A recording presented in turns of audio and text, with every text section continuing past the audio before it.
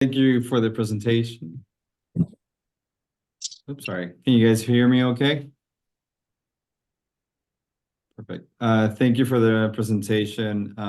It's a pleasure to be here with everybody. I know how stressful this time can be, just right when you're, certifying your ranking list and waiting for that email to hopefully come with good news.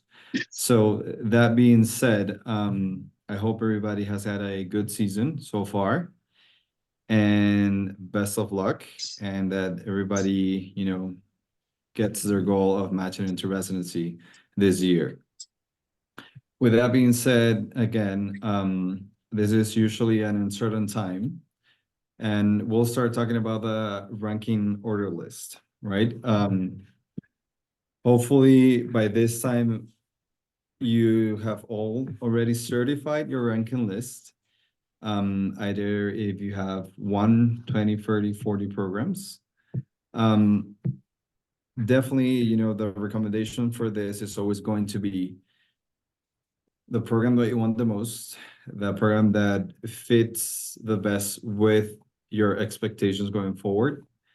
That means either if you want to be a hospitalist within internal medicine or pediatrics, if you want to be a general surgeon, if you want to go into fellowship, either in any clinical or surgical specialties, what that program can offer you to ideally accomplish these goals going forward after your actual residency. That's, or should be, your first decision-making process. With that, many times, especially for those of us that are IMGs, we know it can be a little bit challenging as not graduating from the United States medical system. So sometimes it can also be considered based on if you have networking, programs where you have done any specific rotations at, programs where you have done clerkships or research even, or maybe just programs where you have connections that that they will recommend you and hopefully consider you.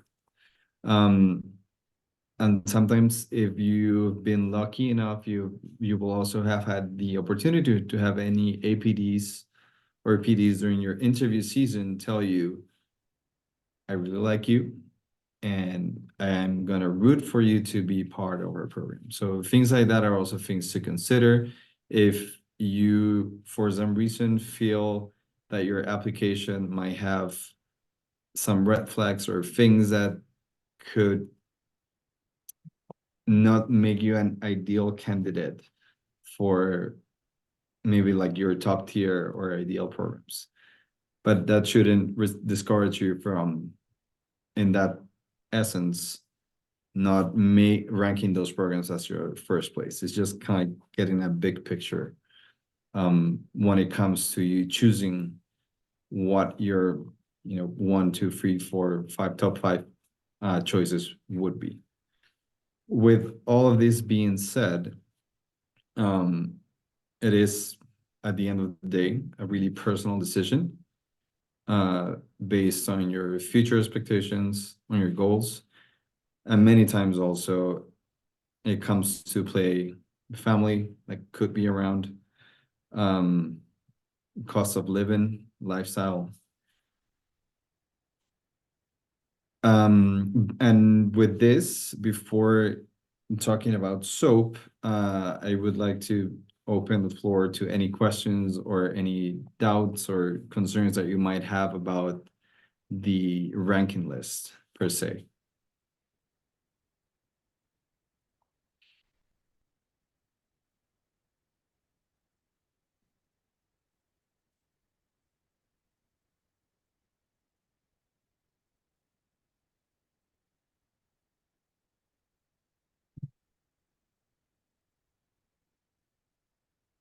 Well, if nobody has any specific questions about this, we can proceed to talk about the SOAP. So when it comes to the SOAP, ideally, everybody here will hopefully get that email saying, congratulations, you've matched. Then again, if this is not the case, right? As fast as you can, identify the programs that have open spots, because you'll be able to see that in the NRMP, right? And well, backtracking a little bit, of course, the only way that you will be able to see this and participate on the SOAP if you've actually already paid your fee to be part of the actual match process and have had that done first. So once you see the SOAP list and find the programs that within the specialty that you want to go through, either internal medicine, peds, either, let's say, if you're looking into a prelim position because you match into an advanced program, but not the prelim, or an advanced program and you didn't match into your preliminary position. You will have to screen for this as fast as you can. And the reason why I say this is because you will have a period of time before the actual SOAP starts where you could potentially attempt contacting by email specific programs that you're interested in. As once the SOAP actually starts, this, if you don't know it now, this is not legal per se to do, and you could have further consequences in the future if you try to do so after the actual SOAP has started. So please definitely avoid this. So once you've screened this process and you've managed to hopefully email some programs,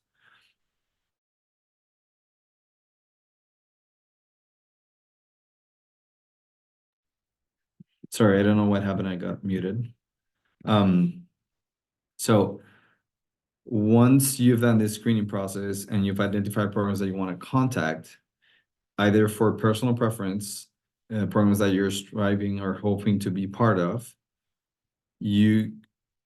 or I would suggest you try and identify programs that maybe already know you, right? Programs that, as we talked before, that you have done rotations at, or clerkships, or where you have any specific type of connections. Because as IMGs, this is where you will probably have the better chance of matching through the SOAP if you go down that route. As a personal experience, I can say that's what I did when I interviewed. I unfortunately didn't match originally, but during the SOAP, the program that I'm at, they had already interviewed me in the past. I had done rotations here, and I contacted them, letting them know I was participating on the SOAP and sending an application to them. Reason why I hadn't matched with them before, because I hadn't applied, because in the year before they weren't given any visas, but then they decided to do so. So that's how it worked for me and many other people, not only here, but in other programs. So having a good networking could be key for that SOAP process. Once you go through the whole list that they have, I know that many times they say try to save some spots out of the 45 that you will be given for the SOAP, because you don't get more than that for the second round or the third round, because you never know how many others you will be able to send your application to.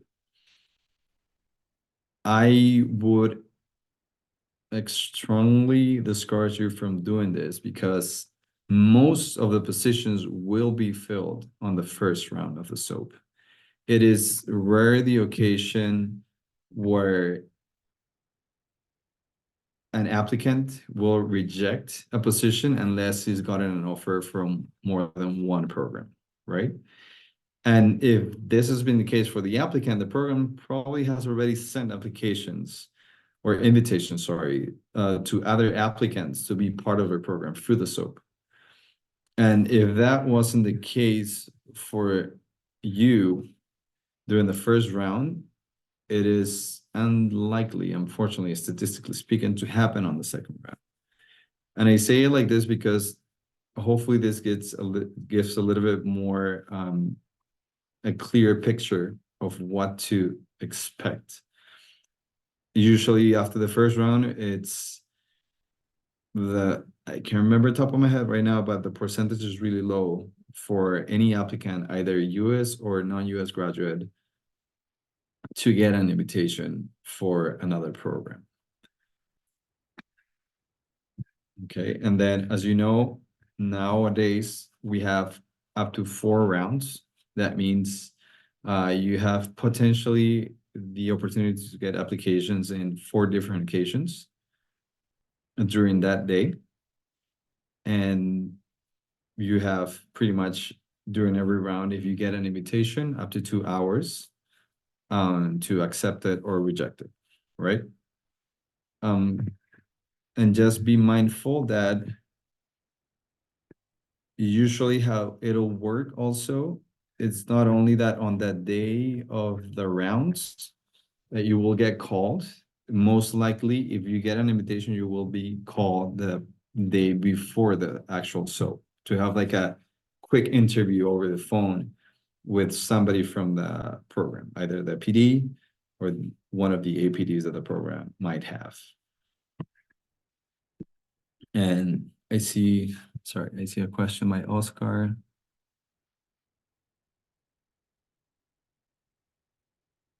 So as I was saying, there is this kind of like grace period, if you want to call it that way, a little bit of a loophole in which once you hear that you haven't matched, there's like a period of 2 hours until the actual SOAP starts, until it opens and you can send applications and the programs can start receiving applications. So once that time hits, you cannot email anybody or contact anybody.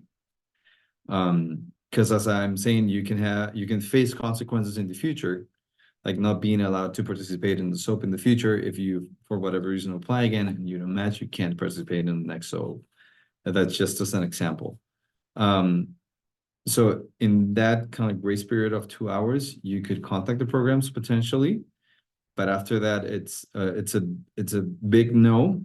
Definitely a risk if somebody wants to take it, because you would depend in the program wants to report you or not. But it's kind of the risks are higher than the benefits at that point. I hope that answers your question, Oscar.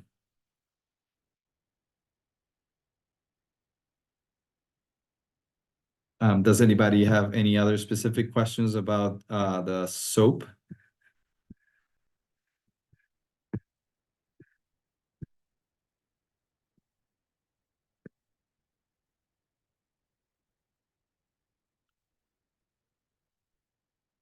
So I'll answer Paula's questions first. The best thing to communicate in those emails would be, why are you interested in the program? Not only their own strengths, meaning what they have to offer to you, but if you could also find a potential relation to their location, meaning, I don't know, I have an aunt that lives in the same town where your program is located at. So for me, just what I've seen and read about your program and done my research on is what I feel so strongly that it would be a great fit for me, and would be a great fit for you as well. And because of these other personal reasons, I also really interested in being part of your program as well. I hope that answers that question, Paula. I know it sounds a little bit vague, especially since you have such little time to research the program. Which brings me to another thought that I was going to bring up later, but we never know what's going to happen. So preparing for a potential SOAP before it happens is also smart. The NRP, USMLE, they have their annual reports with the statistics of which programs go to SOAP more often, how many applicants match it through SOAP in those programs and all. So reviewing that ahead of time from the day of the match is also helpful, because that way you could hopefully identify programs that tend to SOAP on a yearly basis that could help you prepare if the situation arises, to be able to contact them right away if they're in the SOAP list. I hope that helps and answers your question, Paula.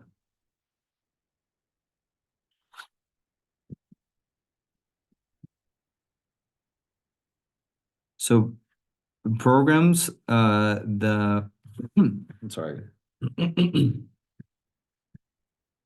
So in that day,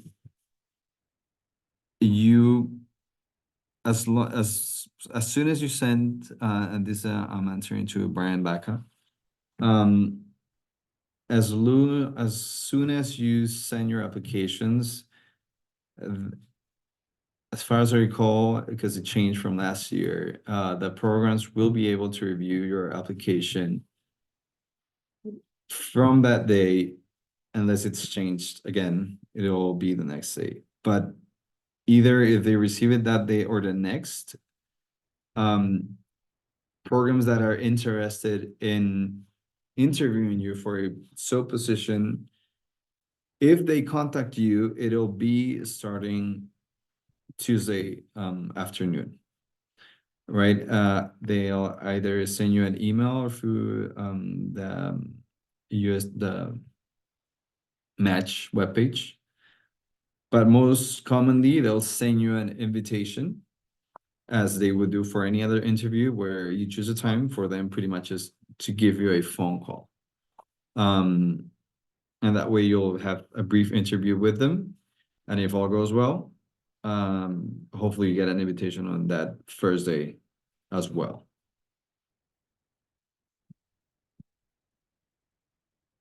I hope, Brian, that answers your question.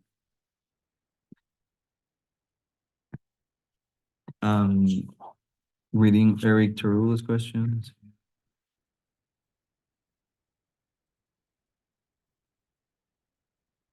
So to answer your question, Eric, the only way you would get offered a position in any other specialty if you actually send your application for that. For example, sometimes applicants that want to go into internal medicine, they'll say, I'll just send it to family medicine and emergency medicine as well, right? Just because, let's say, okay, my heart is in internal medicine, but maybe I'm also just interested in being part in practicing as a physician, right? And that for you might entail just being able to have the experience, the learning, and not necessarily having such a heart for being part of a specific specialty. Because that's the only way that you would get accepted into any other specialty, that not the one that you initially applied to. All of this being said, be mindful that they will be able to see your application, right? Everything that you've done, your research, your letter of recommendations, your rotations. So if you're somebody that's been so focused on internal medicine, the likelihood that they will call you from a family medicine program that you applied during SOAP is low. Family medicine tends to like people to have had rotations in family medicine programs. Letters of recommendations from that specialty as well. When it comes to the ED, they could be a little bit more permissive, because then again, there's a relation between internal medicine and ED, when it comes to at least adult medicine. So that could be easier, let's say, in talking about those specific specialties. So my advice in that end would be, if you're gonna think about doing that, make sure that your curriculum somehow relates to that second specialty that you would be applying to. Because programs won't be looking into just filling their positions. They will be looking to for people that are interested in training in their program. And by that, I don't mean the actual institution, but the actual specialty, right? They don't want people that will just be in the program because they just wanted to get in, regardless of what they did. Especially nowadays that everything is virtual, there is a tendency for this to happen, right? People having a lot of backups, and programs have caught up to this, and they're being more picky about who they actually want to end up ranking and considering despite the interviews. And I hope, Eric, that answers your question.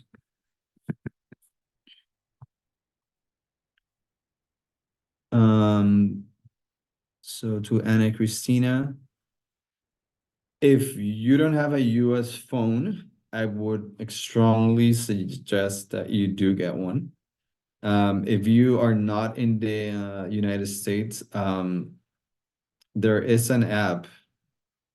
If anybody here, or if you use WhatsApp, Anna Christina, it's an app that looks like a WhatsApp sign, but it's black. I can't remember the name right now, but it allows you to have a US phone number, even if you are abroad. But okay, you have Mint. Okay, so if you do have a phone here, that works great. You can just, as Christina said, get Mint or any other like just prepaid phone number, or even something like Skype, as Niraf just mentioned. When it comes to, let's say, Larry.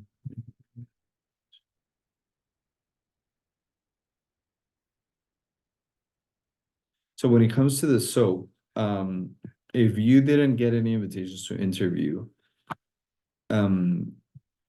you will not get any invitations during the rounds, right? Because no program will send you an invitation if they haven't even had that conversation with you about joining their program. So it can sound a little bit blunt, but that's a reality. If you don't get an invitation to have that phone call on that day of the rounds, unless that you get called that day, or you get an invitation to have a phone call, as quick as it might be, then you could have the chance to have an invitation on the later rounds, right? To a program that you have had already sent your application to during SOAP. But if not, it is highly unlikely or not to happen if you haven't had that phone call before. And I hope that helps, Larry.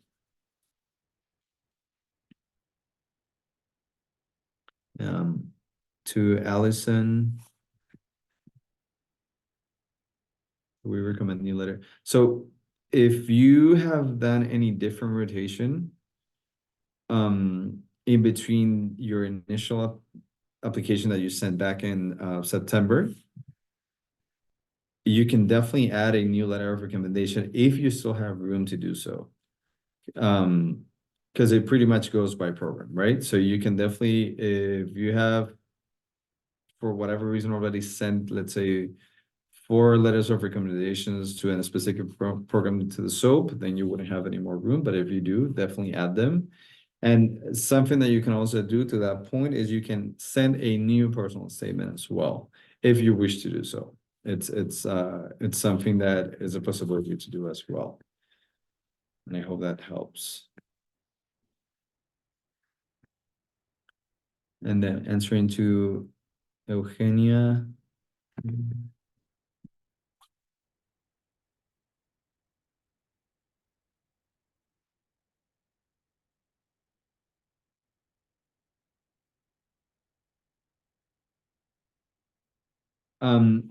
So if you talking about general surgery,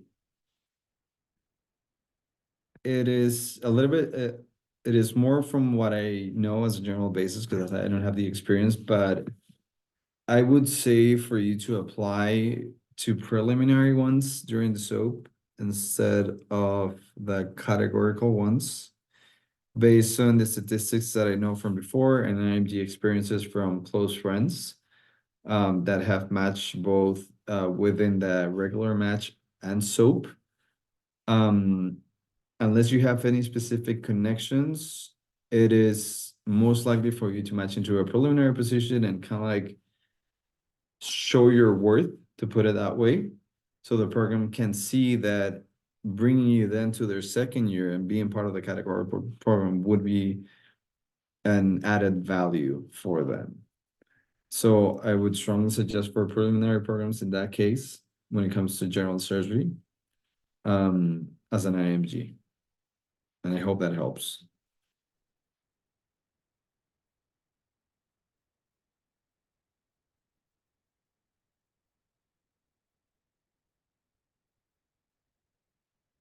To answer Nuraf's question, so they don't, wait, sorry. So the rank order lists, you pretty much just have the programs that you interviewed at, right? You would have to put in the same list both the categorical and the prelim. There's no secondary list for that. And as far as I recall, even though I haven't checked the webpage for the NRMP, to see if it changed, I don't remember reading that it has. You usually rank the categoricals and preliminary programs and separately the advanced programs.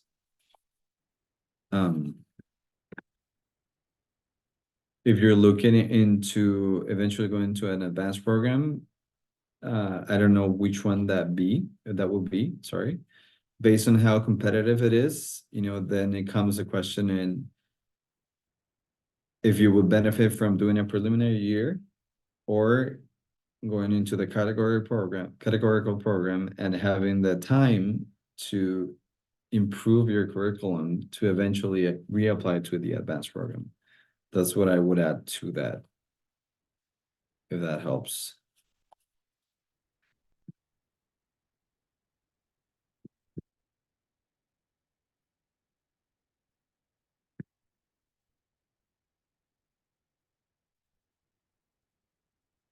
Does anybody have any other questions at this point?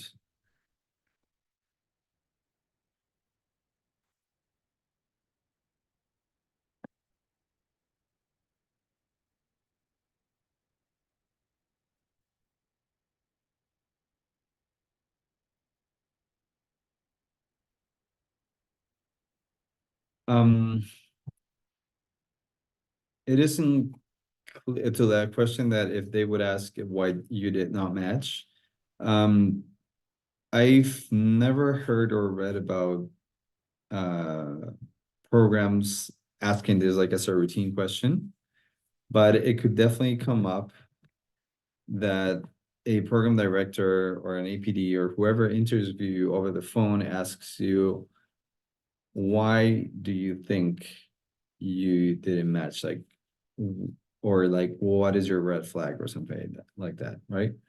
They will have your application, so they probably already know, and they could even be more direct, like something like, we've seen your application, we like it, but we've seen this problem being either you didn't pass one of your steps at the first time, you're an old graduate, you have too little amount of, let's say, letters of recommendations, you don't have too much clinical experience in the US.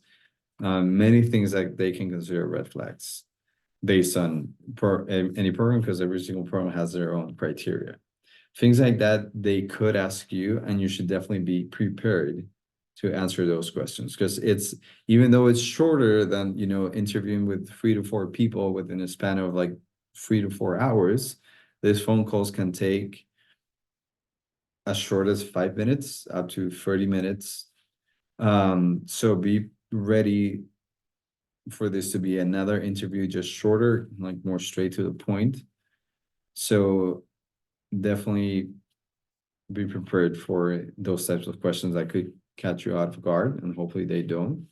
So you have a good answer to give them.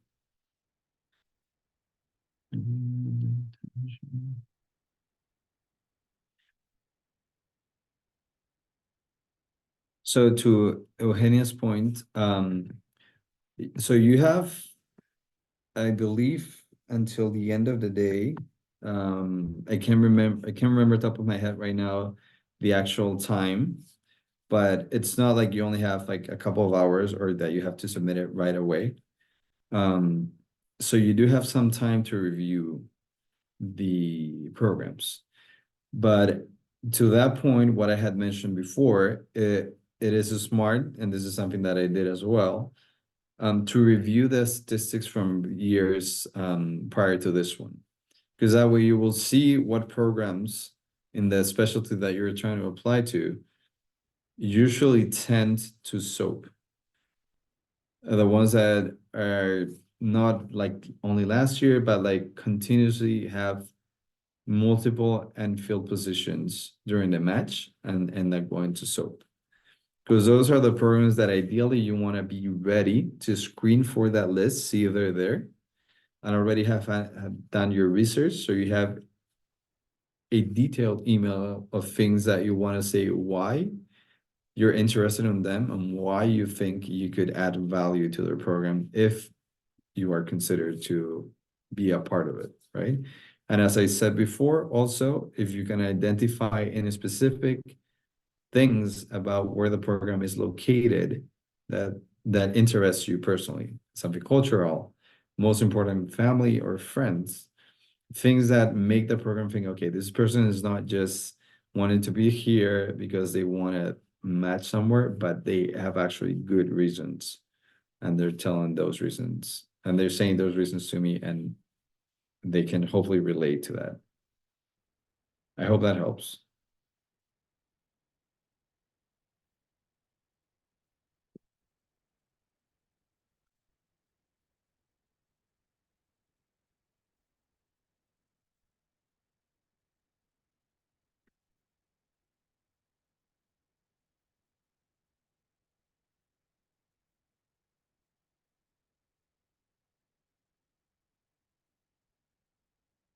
And while we have a moment of no questions right now, something that I would like to add is if for whatever reason you go and match during the regular match and the SOAP, um, do not get discouraged. It is definitely a hard thing to go through. I've been through that, so I can tell you from my own experience. Be on the lookout for potential out of cycle programs. Because I'll tell you, there's always programs that are getting their ACG certifications late during the match process, and they tend to look for applicants outside of the current cycle. So always be in contact with your friends that are already in residency programs that might know something about any new programs opening in their cities or within their university or any expansions or anything like that, right? And sometimes using like the match, I forgot the name of the webpage, match a resident webpage and stuff like that, they can also have those sorts of information. It's sometimes a little bit tricky to get a hand of those tips, but it's something definitely that you want to be looking for.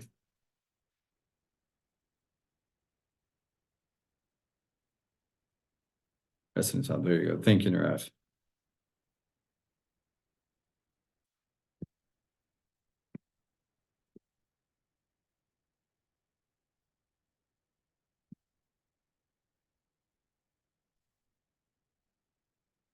So Paula, if you review the yearly NRMP reports, they have all the information of how many programs go to SOAP, how many programs fill their spots during the regular match, the characteristics of the applicants, such as if the applicant is like a US graduate, non-US graduate, IMG, not IMG, all of this stuff is in those reports. And so that's where you can look into having that information to hopefully be a little bit more prepared if you need to be.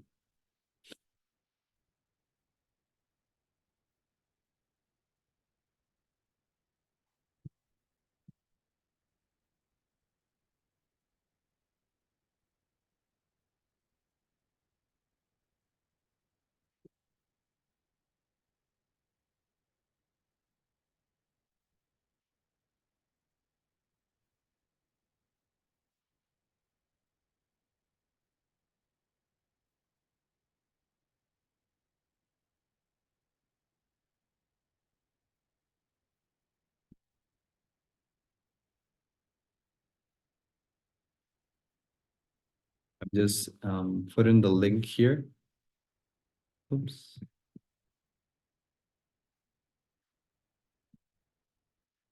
So in this link is where you usually can go in and they'll have all the data from the prior matches. So they have it currently also with the 2023 match. And there you can navigate and find all the information to the questions that you have right now.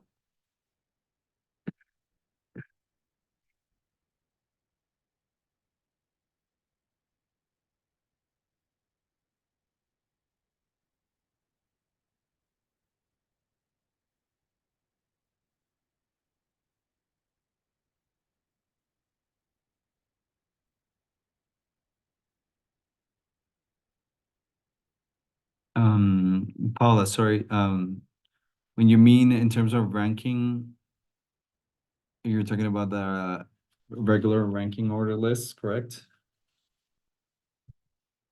So, I mean, we all want to, aim high, right? We all want to be in the best program based on the interviews that we have had, and because we've all worked really hard to get into a residency program. So if you are an applicant, with high scores, everything that the program is looking for, and even if you're not, it's still extremely recommended and reasonable to have your program where you would have the highest expectations to be at as your first option, right? The only thing that, as I was saying before, that I would add to that is also take into consideration the programs that you have already done any rotations at, either observerships, volunteer work, clerkships, research, where they already know you, where they have already seen you in action, where you have any connections that might have given you any hints that you're going to be highly considered. So that also plays into part, right? Into, let's say if you have 15 interviews into like your top 5 or top 10, right? And then after that, the personal reasons as well. As I was saying, like cost of living, any relatives, friends in the city or friends in the program, experiences that you will be able to engage on while living in wherever this program is located. All of that also becomes a part of your decision. Or at least for me and many other people would be like, I don't mind if I'm, let's say, Mayo Clinic Rochester, and that Rochester is a small city and doesn't have much to do, but I'm going to be a Mayo Clinic Rochester. Like that's my goal. So on that end, it ends up being a really personal decision. And the things that I mentioned before, whenever somebody's telling you we're going to consider you highly, that also plays into part.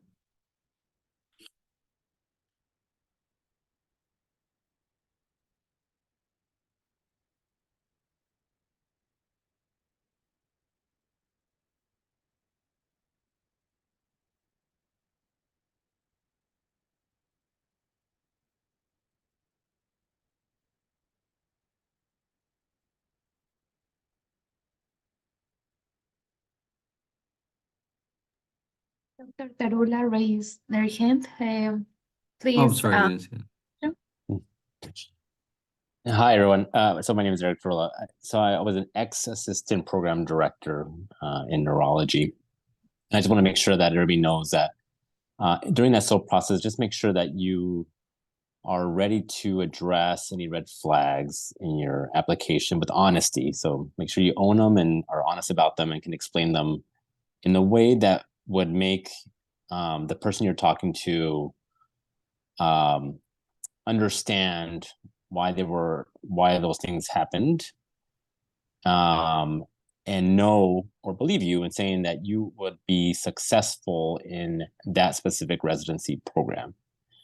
And I would keep that in mind, as well as being, you know, that whole mindset of like, how would you describe yourself or sell yourself as being successful in that residency program? So I know some things were said like, do you have connections to the location? And for many people, especially when you're SOAP, I mean, you are looking wide and far, and probably are unlikely to be in a place that's next to, you know, where you grew up. And that doesn't necessarily need to be an issue, right? If you're able to say like, you know, why that program is a good fit for you, and your own support systems that may not need to be proximity to family, for instance, or friends, but are able to explain that and saying that you would be successful, because in the end, that's what a program director wants, is someone that's going to be successful in that program. And I think sometimes programs overestimate rely on proximity to family and all that, but I think those can be easily managed and redirected in your favor. That's all.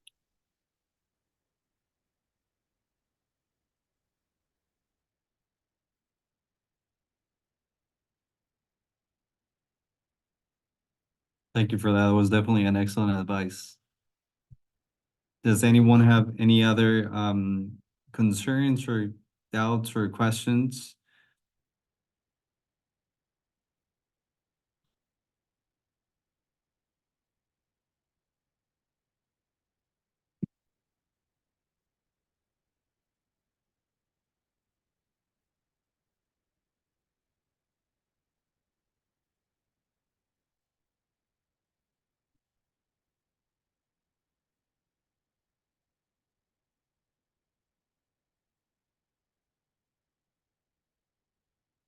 Where's Brian? It's our pleasure.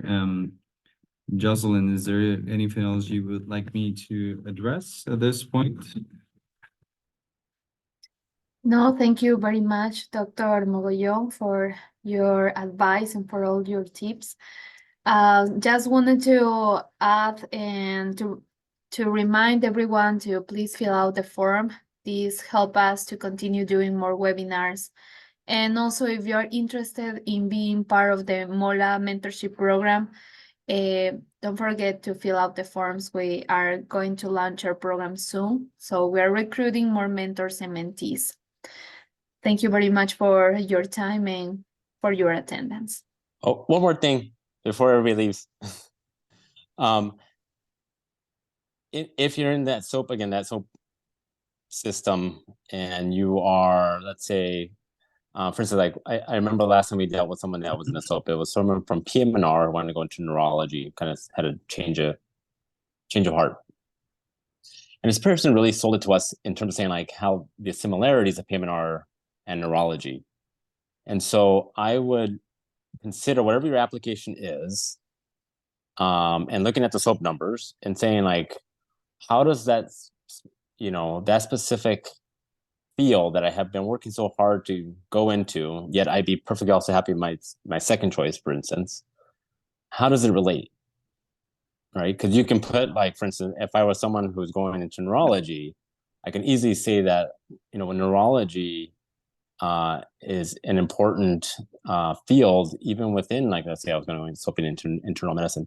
In internal medicine, there's so much neurology in internal medicine. I don't see that as, I see that as more expansive, and hopefully I would have that eye and that ability to diagnose and treat neurologic disorders within the internal medicine residency or that job. So take advantage of those things that you worked hard for, and kind of, again, redirecting them and saying like, how, not necessarily how does this impede your application, but actually how does it advance it? Okay, now that's it.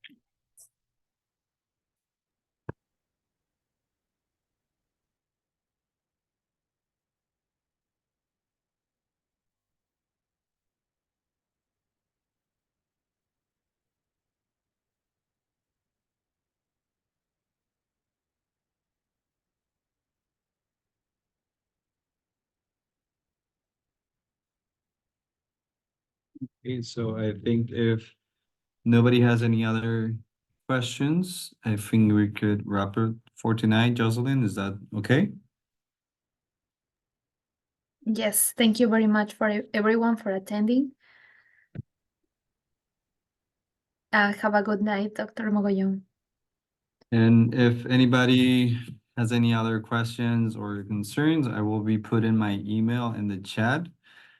So feel free to reach out. Best of luck to everybody. You've all done